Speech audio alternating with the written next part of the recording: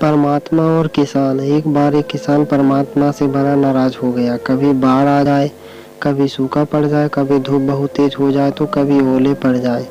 हर बार कुछ न कुछ कारण से उसकी फसल थोड़ी खराब हो जाए। एक दिन बड़ा तंग आकर उसने परमात्मा से कहा, देखिए प्रभु, आप परमात्मा हैं, लेकिन लगता है कि आपको खेती बाड़ी की कोई जानकारी नहीं है।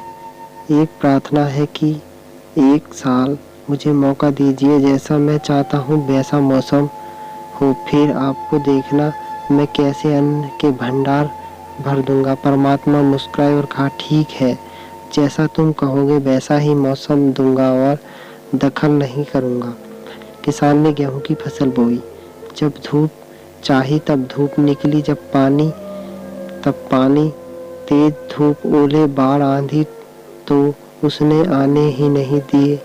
समय के साथ फसल बढ़ी और किसान की खुशी भी, क्योंकि ऐसा फसल तो आज तक नहीं हुई थी। किसान ने मन ही मन सोचा, अब पता चलेगा परमात्मा को कि फसल कैसे करते हैं। बेकार ही इतने बरस हम किसानों को परेशान करते रहे।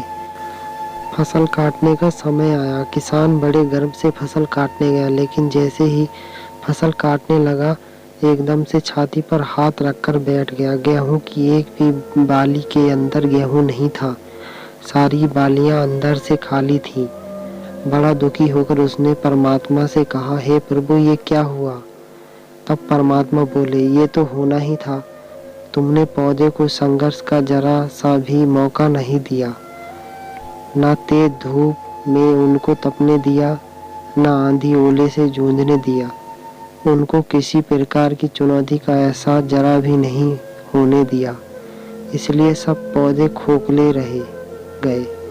जब आंधी आती है, तेज बारिश होती है, ओले गिरते हैं, तब पौधा अपने बल से ही खड़ा रहता है। वो अपना अस्तित्व बचाने का संघर्ष करता है, और संघर्ष से जो बल पैदा होता है वो ही शक्ति देता है, ऊर्जा देता है, उसकी जीवटा को भरता है। सोने की भी कुंदन बनाने के लिए आग में तपने, हथौड़े से पिटने, गलने जैसी चुनौतियों से गुजरना पड़ता है, तभी उसकी स्वर्णिम आभा उभरती है, उसे अनमोल बनाती है।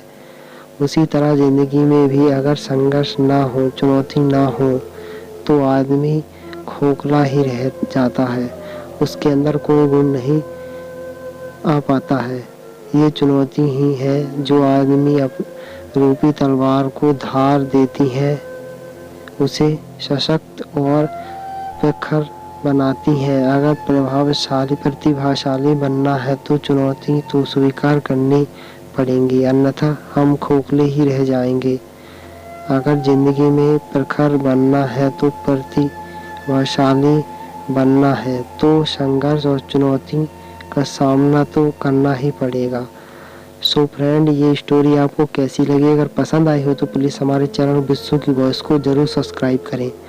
मिलते हैं आने वाली अगली नेक्स्ट कहानी में। Thank you.